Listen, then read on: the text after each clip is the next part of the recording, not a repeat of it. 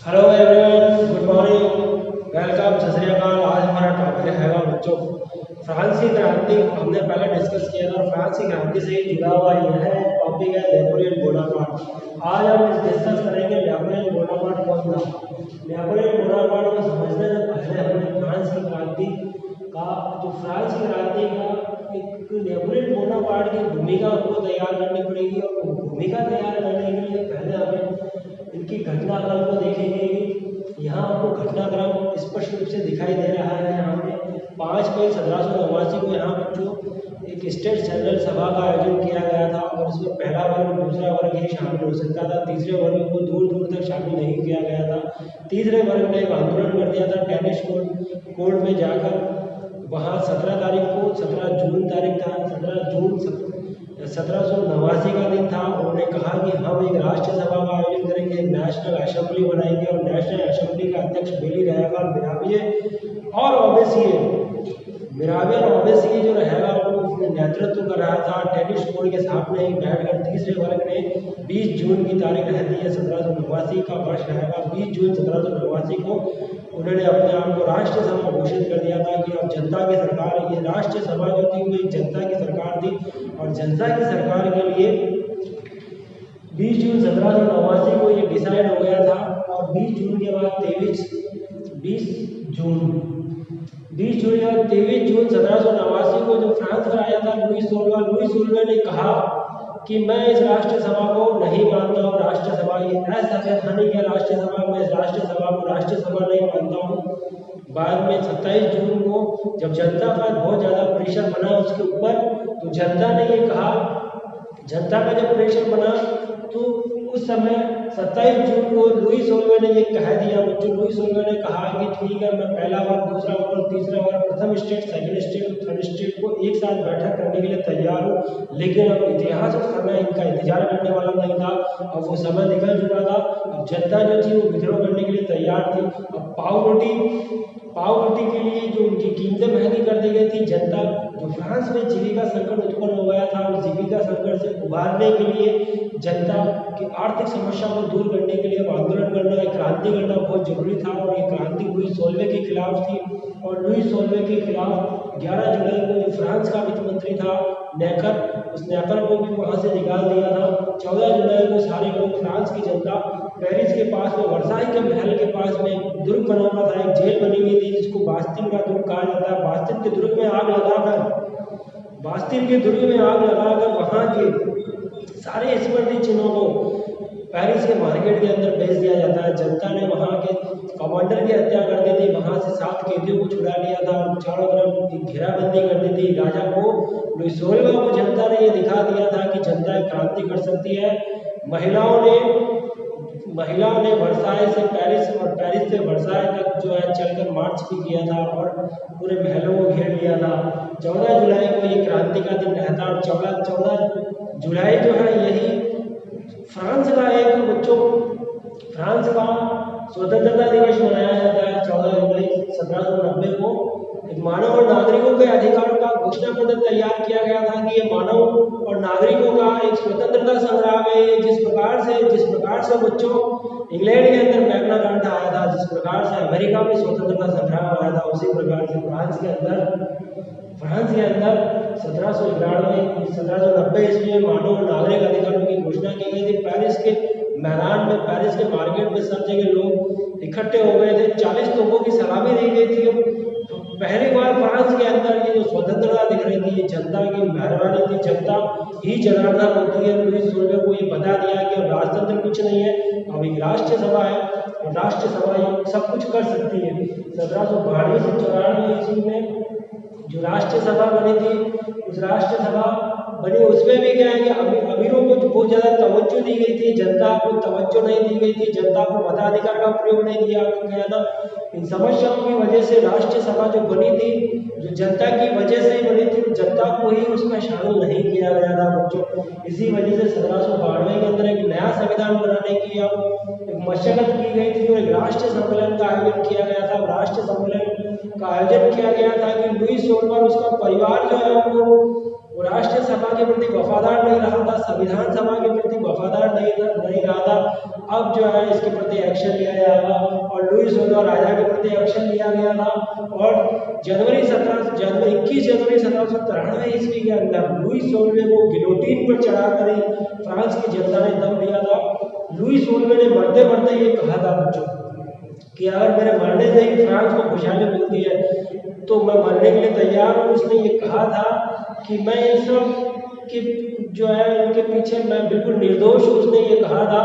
लेकिन रॉब्सपियर जो आतंकवाद का जनक कहलाता है, रॉब्सपियर ने कहा कि तुम्हारे मरने से ही फ्रांस की जनता का भला हो सकता है, और उसको गिलोटीन पर चढ़ा दिया गया। उसकी पत्नी एंटोनी को भी गिलोटीन पर चढ़ा दिया गया था बच्चों। यहाँ 1793 ईस्वी से 1794 ईस्वी तक 1 साल तक आतंकों का साम्राज्य चला था। रॉब्सपियर ने शाही परिवार के लोगों को कत्ले आम करना शुरू किया था। कत्ले आम किया, लगभग 5000 लोगों का कत्ले आम कर दिया था।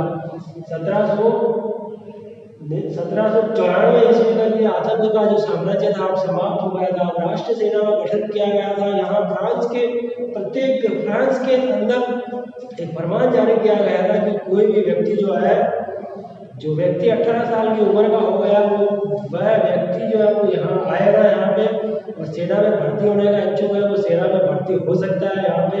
और सेना में भर्ती होने के लिए उसको 18 साल की उम्र में उसकी योग्यता होनी चाहिए। और इस तरह से फ्रांस के अंदर 7,70,000 सेना में भर्ती किया गया था बच्चों। एक राष्ट्रीय सेना बनाई गई थी। मार्शल श्ली गीत जब 17 राष्ट्रगान गाया जा रहा था। और जिस तरह से आइसेले जो था उसने एक राष्ट्रगान लिखा था फ्रांस का। और 1795 से 1799 ईस्वी के अंदर जो डायरेक्टरी शासन आ गया था, इसमें भी एक भ्रष्टाचारी शासन था। इसमें 5 लोग जो डायरेक्टर जो थे वो कार्यकारी अधिकारी थे। उसमें वेबअप जो था उसने अंदर ही अंदर साम्यवाद का विस्तार कर लिया था, उसको भी गिलोटीन पे चढ़ाया गया था। उसके अलावा जो कॉर्नेट था वो भी उग्रवादियों के अंदर ही था। और ये एक विधानसभा बनाई गई थी। और उस विधानसभा के अंदर क्या हुआ था बच्चों, 500 लोगों का एक दल था और 250 लोगों का एक दल था। जो पहला जो 500 लोगों का दल था वो 500 के नाम से जाना जाता है, और जो दूसरा 250 वाला जो था वो 250 के नाम से जाना जाता है। उसमें भी पादरियों और अमीरों को 2/3 बहुमत देने के लिए राजी कर लिया। जनता जो थी, अब भी जनता कह रही है कि हमारे साथ अन्याय हुआ है, यहाँ कुलीन और पादरियों को इसमें शामिल नहीं होना चाहिए था। डायरेक्टरी शासन में फ्रांस में आर्थिक संकट आ गया था। अब इस आर्थिक संकट की कड़ी में अब बच्चों आर्थिक संकट को उबारने के लिए कौन आया? नेपोलियन बोनापार्ट आया था। पेरिस में जगह जगह दंगे फसाद हो रहे थे। इन सभी दंगों को दूर करने के लिए किसको बुलाया गया? नेपोलियन बोनापार्ट को बुलाया गया था। अब हम जो है नेपोलियन बोनापार्ट पृष्ठभूमि हमने देखी कि किस नेपोलियन बोनापार्ट भी ये सारा दर्शक था। इसका जनता यहाँ की दर्शक थी। यहाँ की जो राष्ट्रीय सम्मेलन हो रहा था वो दर्शक थे। यहाँ के डायरेक्टरी शासन दर्शक था। फ्रांस की जनता का जिम्मेदार था। यहाँ राजतंत्र जो राजा का शासन था वो जिम्मेदार था। यहाँ पे जेकोबिन क्लब के सदस्य दर्शक थे, वो जिम्मेदार थे। नेपोलियन बोनापार्ट जानता था कि अगर देश को चलाना है, फ्रांस को चलाना है, तो हमें निम्न वर्ग के लोगों से जुड़कर रहना पड़ेगा, जनता के साथ जुड़कर रहना पड़ेगा। इसी से हम जो हमारा देश आगे बढ़ सकता है, हमारा देश प्रगति कर सकता है। यहाँ तक का हमने डिटेल हमने समझा बच्चों। अब आगे की घटनाओं का हम समझेंगे कि नेपोलियन बोनापार्ट जो था वो किस तरह से नेपोलियन बोनापार्ट का एक भूमिका तैयार करेंगे, हम उसकी बेसिक तैयार करेंगे और बाद में इसका डिटेल से अध्ययन करेंगे। तो 1799 ईस्वी 1799 से 1804 का रहता है ये 1804, और 1804 से 1815 ईस्वी। नेपोलियन बोनापार्ट का इतिहास जो रहता है वो हम इसको पहला भाग लिया था, दूसरा भाग लिया है। पहले भाग में हम देख रहे हैं कि 1799 ईस्वी से 1804 ईस्वी तक रहता है, और दूसरे भाग में हम देख रहे हैं कि 1804 से 1815 तक का इतिहास रहता है। यहाँ 1799 से 1804 नेपोलियन बोनापार्ट जो रहेगा वो एक एडवाइजर के रूप में कार्य करेगा। एडवाइजर का मतलब होता है कंसेंट के रूप में, कंसल्ट होता है कंसलेट के रूप में वो काम करेगा। नेपोलियन बोनापार्ट एक कंसलेट के रूप में डायरेक्टरी शासन 1799 तक चला था। उसके बाद में कंसलेट शासन रहता है। एक कार्यकारी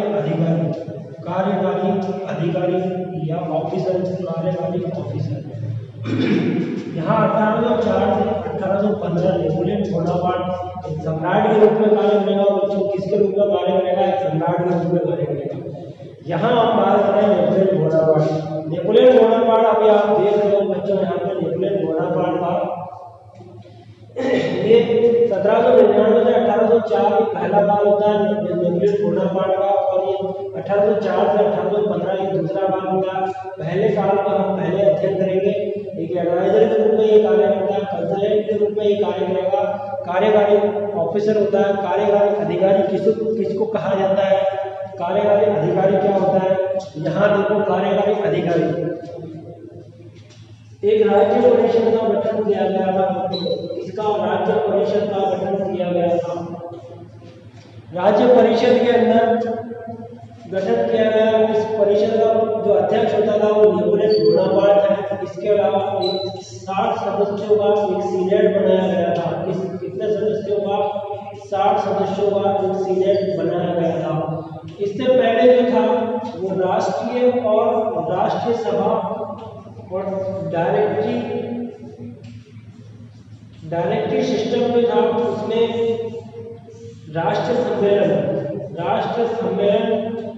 और डायरेक्टरी सिस्टम पहले ही बता रहा हूँ बच्चों। फ्रांस के अंदर 1792 से 1794 और 1795 से 1799 यहाँ पे क्या था बच्चों? विकेंद्रीकरण की व्यवस्था थी। पहले यहाँ विकेंद्रीकरण की व्यवस्था थी। पूरा फ्रांस जो था वो एक केंद्रीकृत व्यवस्था नहीं था, वो पूरा फ्रांस एक विकेंद्रीकरण व्यवस्था में बटा हुआ था। अब फ्रांस के अंदर नेपोलियन बोनापार्ट आ गया था। नेपोलियन बोनापार्ट ने कहा कि अब जो राष्ट्रीय सम्मेलन में मैं खुद दर्शक था, जहाँ मैंने वो सिस्टम देखा था, यहाँ दो दल बन गए थे। पहला दल जो था उदारवादी गणतंत्र था, दूसरा दल जो था उग्रवादी गणतंत्र था। उदारवादी गणतंत्र के ब्रिसेट था, गॉडोफ्रेंडिस था और आइनॉड था। और जो गणतंत्रवादी सरकार जो थी, गणतंत्रवादियों के अंदर कॉर्नेट था, रॉब्सपियर था, बेरास था। तो ये जो थे ये सब फ्रांस का विकेंद्रीकरण करना चाहते थे। ये एक केंद्र का, एक गवर्नमेंट का, एक प्रशासन का, एक राजनीतिक व्यवस्था की स्थापना करना नहीं चाहते थे। ये सारे लोग जो थे अब नेपोलियन बोनापार्ट इस सिस्टम को समाप्त करके यहाँ पे कि हम पुरानी व्यवस्था का, पुरातन व्यवस्था का हम प्रयोग नहीं करेंगे। हमें केवल क्या करना है? फ्रांस का केंद्रीकरण करना है। हमें फ्रांस का क्या, एक सरकार के अधीन लेके आना है। और उसने राज्य परिषद बनाया था, 60 सदस्यों का सीनेट बनाया था और उसमें एक केंद्रीकरण 15 इसका दूसरा काल सम्राट के रूप में कार्य करेगा। पहले ही एडवाइजर या कंसल्टेंट के रूप में कार्य करता है। कार्यकारी अधिकारी बनाया जाता है इसको। कार्यकारी ये आंतरिक और विदेशी मामलों को देखने वाला कौन होगा? नेपोलियन बोनापार्ट होगा। यहाँ राज्य परिषद बनाई गई जिसका सर्वे सभा नेपोलियन बोनापार्ट को बनाया गया था। एक सीनेट बनाई गई थी। सीनेट में 60 सदस्य होंगे जो नेपोलियन बोनापार्ट के अधीन रहेगा। और नेपोलियन बोनापार्ट ने कहा कि हमें केंद्रीकृत व्यवस्था पर ध्यान देना होगा। अब हम आगे चलते हैं। आगे की घटनाओं का नेपोलियन बोनापार्ट के आर्थिक सुधार क्या कहते हैं? नेपोलियन बोनापार्ट ने आर्थिक सुधार में क्या योगदान दिया था, उसके योगदान का हम यहाँ वर्णन करेंगे। आर्थिक सुधारों में यहाँ देखिए, सुधारों में सबसे पहला नंबर सुधार क्या था? टैक्स से लेकर टैक्स सिस्टम, पहला टैक्स सिस्टम था। और ये टैक्स सिस्टम था फर्स्ट नंबर कि जितना भी जो भी फ्रांस के अंदर आम जनता से जुड़े थे। नेपोलियन बोनापार्ट किससे जुड़े थे बच्चों? आम जनता से जुड़कर उन्होंने जनता का विश्वास हासिल किया था और कहा कि जो भी टैक्स लिया जाता है जिसमें भ्रष्टाचारी जो ऑफिस अधिकारी थे, उन सारे अधिकारियों को नेपोलियन बोनापार्ट ने निष्कासित किया। यानी सिस्टम व्यवस्था को सुव्यवस्थित किया और जितने भी भ्रष्टाचारी अधिकारी जो थे उनको निष्कासित किया। और निष्कासित करने के बाद ये दूसरा सुधार किया, उनको निष्कासित किया था। उसके बाद नेपोलियन बोनापार्ट ने यहाँ फ्रांस के अंदर 1800 में बैंक ऑफ फ्रांस बनाया था।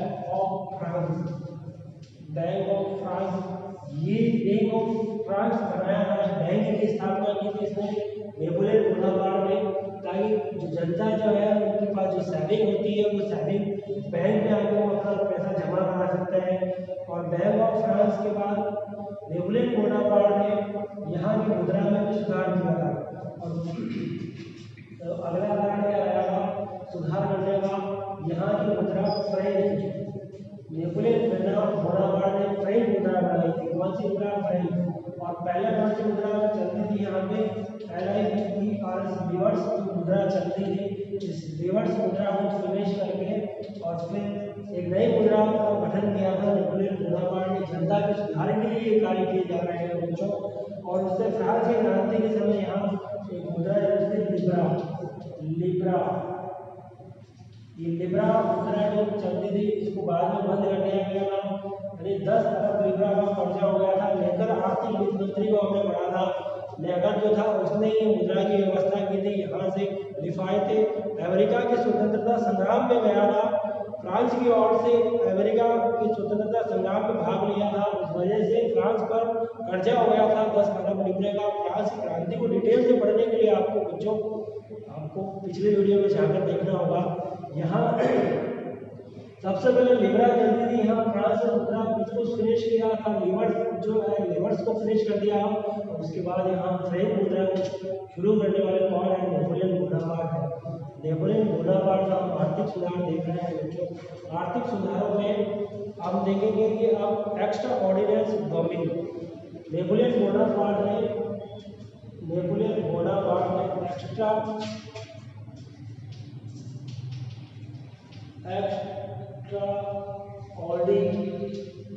ऑर्डिनेंस डोमिंग, नेपोलियन बोनापार्ट को आर्थिक सुधारों के तहत यहाँ एक्स्ट्रा ऑर्डिनेंस डोमिंग का चलाया था, जिसके अंदर वो अपना फंड इकट्ठा कर सके। जनता जो थी वो अपने आधार पर इसमें अपना पैसा जमा करा सकती थी। ये फंड तैयार होगा जो देश के लिए काम आएगा, देश के लिए काम आएगा। इसके अलावा एक घटना और उसकी आर्थिक सुधारों में एमिग्रेस की घटना जो फ्रांस क्रांति में भी मैंने आपको डिटेल से समझाएंगे और यहाँ भी मैं आपको डिटेल से समझाऊंगा बच्चों। एमिग्रेस की घटना, एमिग्रेस की घटना। अब पहले कौन सी घटना हुई थी और अभी कौन सी घटना हुई थी, दोनों का अध्ययन करना है। पहले एमिग्रेस जो था ये जब ये राष्ट्रीय सम्मेलन का आयोजन चल रहा था, जब राजा पर मुकदमा चल रहा था, राजा को गिलोटिन पर चढ़ाया जा रहा था, या राजा जो था वहाँ राजा को लुईस सोलियो को सिंहासन से हटा दिया था, जनता ने क्रांति कर दी थी। उस समय एमिग्रेस जो था वहाँ इनका लुईस सोलियो का एक भाई था काउंट डी आरियस जो था वो सारे सामंतों को एक जगह कॉबलैंड एक जगह थी बच्चों, कॉबलैंड सारे सामंतों को वहाँ एक जगह इकट्ठा करके और सारे सामंतों को इकट्ठा करके सामंतों को ये कहा कि हमें हमारी पुरातन व्यवस्था को वापस स्थापित करना है, हमें वापस लुईस सोलियो को फ्रांस का राजा बनाना है। और सारे सामंत इस एमिग्रेस के पक्ष में हो गए थे, इनके पक्ष में हो गए थे। अब इसके पक्ष में होने के बाद फ्रांस की जो क्रांति जो थी, जब ये सब घटना हुई थी, सामंत जो थे वो देश को छोड़कर चले गए थे, पीछे उनकी संपत्ति को जब्त कर लिया गया था। तो ये एमिग्रेस के लिए नेपोलियन बोनापार्ट ने कहा कि जो भी एमिग्रेस है, जो सामंत है, वो वापस अपने फ्रांस में आ सकते हैं, उनकी संपत्ति को जब्त नहीं किया जाएगा, उनको योग्यता के आधार पर हम उनको जॉब देंगे, हम उनको नौकरी देंगे यहाँ। और वो यहाँ इनके प्रति भी नेपोलियन बोनापार्ट ने सहानुभूति दिखाई दी। तो ये उदाहरण में हमने बात की नेपोलियन बोनापार्ट की। आज हमने जो डिस्कस किया है बच्चों हमारी क्लास के अंदर, क्लास में जो डिस्कस किया गया वो हमने सबसे पहले पृष्ठभूमि तैयार की थी। नेपोलियन बोनापार्ट की पृष्ठभूमि तैयार करने के बाद हमने यहाँ देखा नेपोलियन बोनापार्ट के इतिहास को 2 भागों में बांटा गया था, 1799 से लेकर 1804 ईस्वी तक और 1804 ईस्वी से लेकर 1815 ईस्वी तक। हमने जो है इसका नेपोलियन बोनापार्ट का हमने 2 भागों में बांटा। पहले भाग में नेपोलियन बोनापार्ट एक एडवाइजर के रूप में, कंसल्टेंट के रूप में कार्य करेगा, वो जनता के लिए कार्य करता है, जनता से जुड़ता है, उनके साथ जमीनी लगाव रखता है, जनता उसके साथ होती है, उसको समर्थन करती है, उसको अपना सम्राट घोषित कर देती है। 1804 ईस्वी के अंदर 1804-5 में वो सम्राट बन जाता है। बनने के बाद उसकी सैनिक गतिविधियां शुरू हो जाती है। और हमने जो पहला जो कार्यकारी अधिकारी के रूप में कार्य करते हुए जो हमने वर्णन किया है वो आर्थिक सुधारों के रूप में किया है। हमने टैक्स सिस्टम को देखा, भ्रष्टाचार अधिकारियों